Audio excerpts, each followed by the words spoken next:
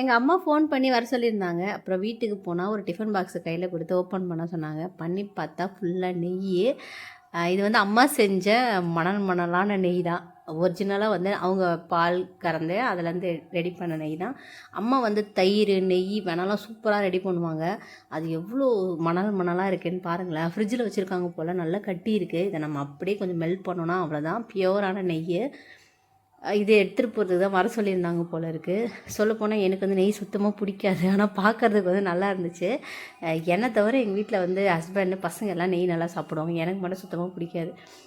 ஃபுல்லாகவே இருந்துச்சு. எப்படியும் இது வந்து 1 லிட்ரு இருக்குமா, இல்லை 3/4 லிட்ரு கண்டிப்பாக இருக்கும். 1 லிட்டருக்கு மேலே தான் இருக்கும். அந்த டிஃபன் பாக்ஸ் ஃபுல்லாக இருந்துச்சு.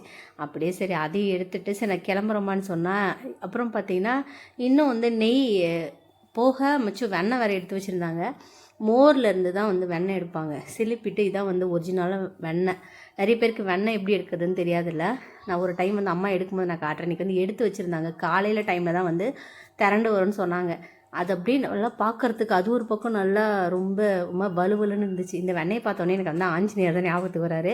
ஆஞ்சநேயர் வந்து வெண்ணெய் அபிஷேகம் பண்ணி வைப்பாங்கள்ல, ரொம்ப அப்படியே பியூராக இருந்துச்சு பார்க்குறதுக்கு. ஒரே வந்து அந்த நெய் வெண்ணெய் அந்த ஸ்மெல்லு ஒரே மாதிரி இருந்துச்சு.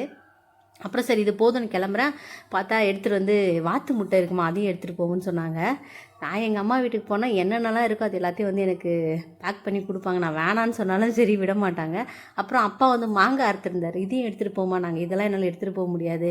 பழுத்த மாங்காய் மட்டும் ஒரு 4-5 எடுத்துகிட்டு நானே கிளம்பியாச்சு. அம்மா வீட்டுக்கு போனாலும் ஆட்டை போட்டு வரதான் வேலையாக